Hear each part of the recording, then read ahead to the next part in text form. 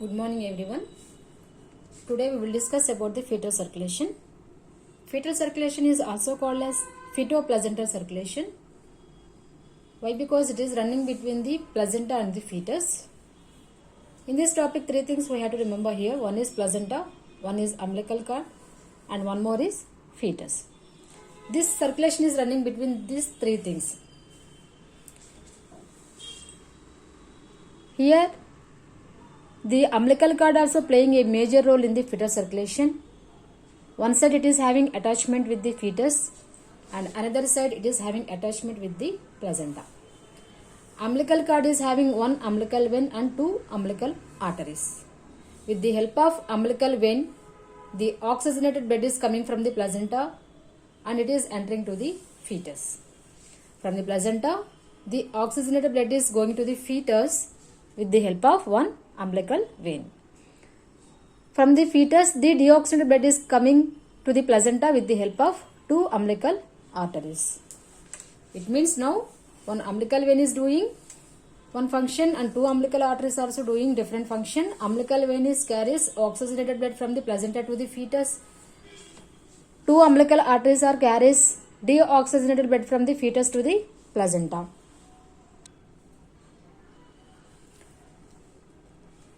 Now I am going to explain this fetal circulation structure here. This is the placenta. Okay, from the placenta, the oxygenated blood is going to the umbilical cord with the help of one umbilical vein.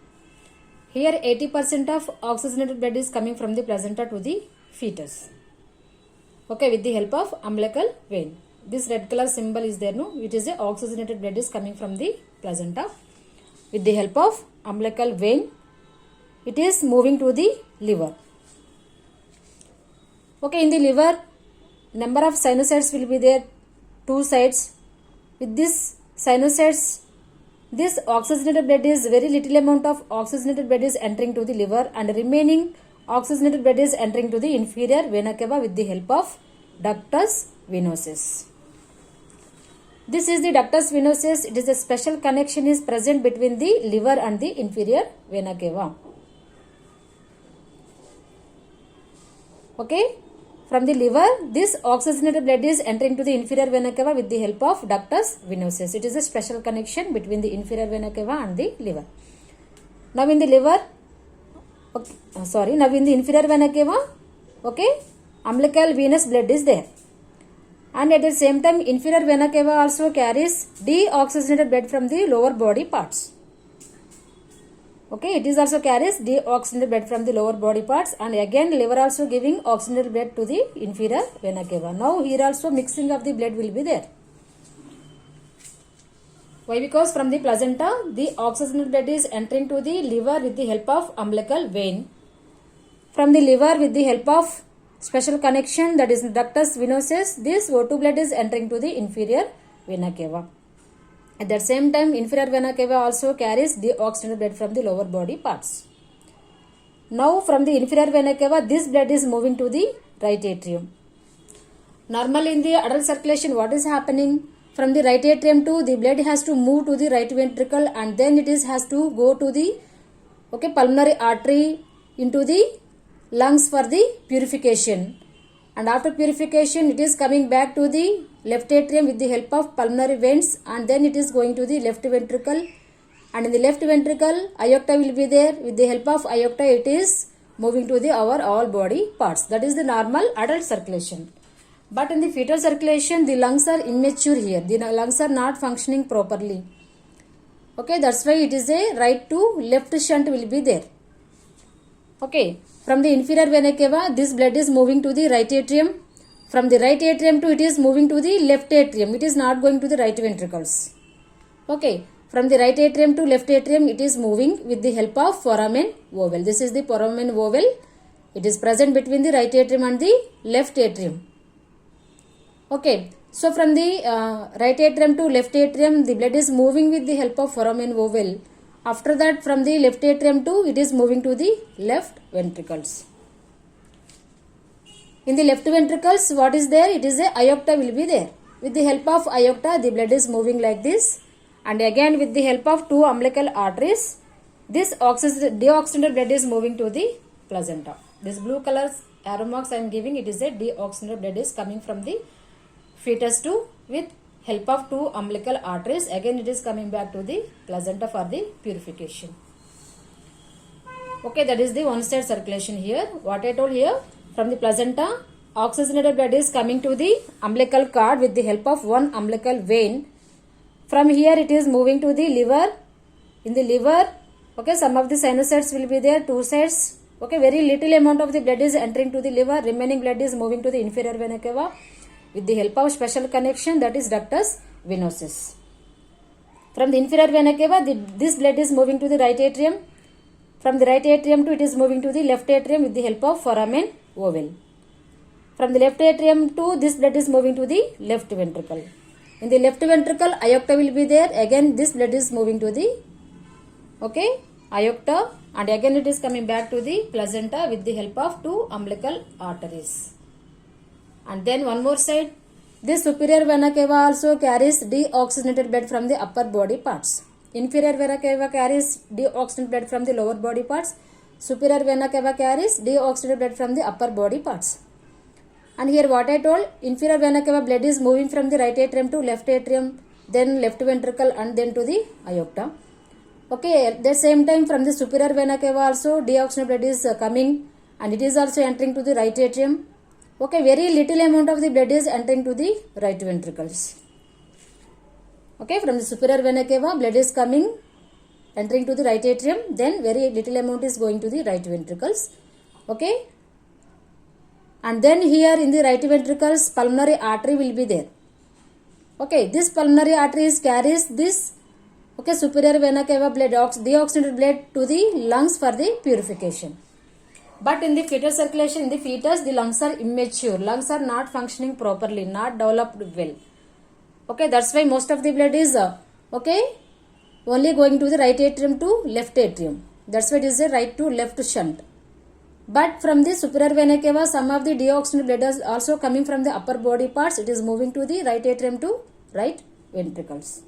Very little amount of the blood only moving to the right atrium to right ventricles, and then it is going to the pulmonary artery. This pulmonary artery carries this blood to the lungs. But here lungs are immature. That's why this blood is unable to move to the lungs. Only very little amount of the blood only going to be enter in the lungs. Remaining blood is staying inside of the pulmonary artery itself. Okay, that's why the right atrium is giving blood to the right ventricles, and this blood is entering to the pulmonary artery, but there is no chance this blood is moving to the lungs here. If it is entering also, very little amount of blood only going to be enter. Okay, but most of the blood is present in the pulmonary artery. Okay, here in the pulmonary artery, the blood is not moving to this lungs. Why? Because the lungs are immature, not started functioning. That's why very little amount of blood only entering to the lungs, and the remaining blood is staying in the pulmonary artery itself. That's why there is a chance to increasing the pressure in the pulmonary artery. So due to this pressure, what is happening? Okay, this is the aorta, this is the pulmonary artery. Okay, here pulmonary artery, in the pulmonary artery the pressure is going to be increasing. That's why there is a chance to forming one special connection between the pulmonary artery and between the aorta. This is the special connection. Okay, so this special connection is called as ductus arteriosus. This is the ductus venosus. This is also one of the special connection between the liver and inferior vena cava. And here also one special connection I am saying here between the pulmonary artery and between the aorta. One special connection is there. It is called as ductus arteriosus. Don't confuse between the ductus venosus and between the ductus arteriosus. Ductus venosus is a duct between the liver and the inferior vena cava, and ductus arteriosus is a duct between the pulmonary artery and the aorta. What is the main function of ductus venosus? I told. Okay, from the liver, this blood is moving to the inferior vena cava with the help of ductus venosus, and here from the pulmonary artery, okay, the right ventricle blood is moving to the aorta with the help of this special connection. It means here what type of blood is coming from the superior vena cava? Deoxygenated blood is coming. Okay, from the superior vena cava to right atrium, from the right ventricle, and from here it is moving to the pulmonary artery. Here going to increasing the pressure. Why? Because the fetal lungs are immature, not started functioning.